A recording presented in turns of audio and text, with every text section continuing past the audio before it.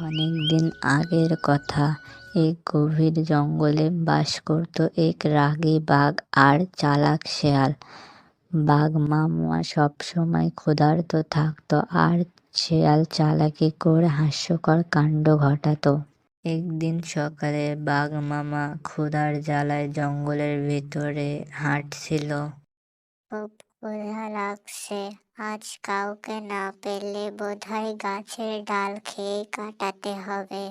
হঠাৎ করে একটি আম বাঘের মাথায় এসে পড়ে। আমার ভাগ্যটাই খারাপ, ওই গাছও আমার শত্রু হলো নাকি? শেয়াল দূরে বসে থেকে সবকিছু দেখছিল। মামা, আপনার তো ভাগ্যই খারাপ। এই যে মামা, রাগ কইরেন না, আপনার জন্য একটি দারুণ খাবার ব্যবস্থা করতেছি। তারা দুজন সেখান থেকে হাঁটতে শুরু করে। ওই বাঁশবনে গিয়ে দেখেন, ভেতরে অনেক মোটা খরগোশ লুকিয়ে আছে। বাঘ মামা দৌড়ে ভেতরে ঢোকে। ভেতরে কিছুই নেই।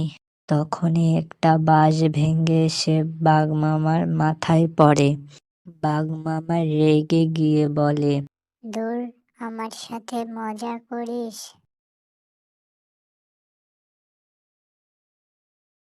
শিয়াল হেসে বলল, এই যে মামা, রাগ কইরেন না। বাঘ মামা, একটু ব্যায়াম হলো, আপনার জন্য একটি দারুণ খাবার ব্যবস্থা করতেছি।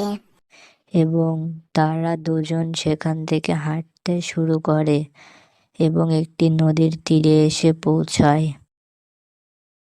শেয়াল চালাকি করে বলে, মামা, নদীতে লাফ দেন, সোনার মাছ পাবেন, তাহলে তো ভোজ হবে। এটা বলেই বাঘ মামা দৌড়ে নদীতে লাফ দেয় এবং কাদায় আটকে যায়। এরপর কোথায় থেকে একটি পাখি উড়ে নদীর তীরে আসে এবং বাঘ মামাকে পানিতে আটকে যেতে দেখে পাখিটি একটি গান বলে, কাদা স্নান, কাদা স্নান, বাঘ মামার নতুন যান। লাফ দিলেন মাছের খোঁজে, ভেসে গেলেন কাদার বুঝে। মামারে মামা, এবার শিখুন বুদ্ধি জামা। কাদা স্নান, কাদা স্নান, বাঘ মামার দারুণ গান। কি সুন্দর গান! মামা, আপনি তো কাদার স্টার হয়ে গেলেন।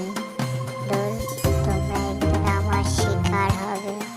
তখন শিয়াল খুশি হয়ে বলে, আবার মামা, আপনি তো আগে কাদা থেকে বের হন। বাঘ মামা, আজকে তো তুমি কাদা দিয়ে স্নান করলেন। চালাক শিয়াল পাখিকে বলল, চল, আমরা মামাকে টেনে তুলি। কিছুক্ষণ পর দুজনে মিলে বাঘ মামাকে কাদা থেকে টেনে তুললেন। কাদা যুক্ত পানি বোধহয় খেয়ে গেলাম। সব জায়গায় শক্তি খাটে না। আমাদের আজকের এই গল্পটা আপনাদের কাছে কেমন লাগলো প্লিজ কমেন্ট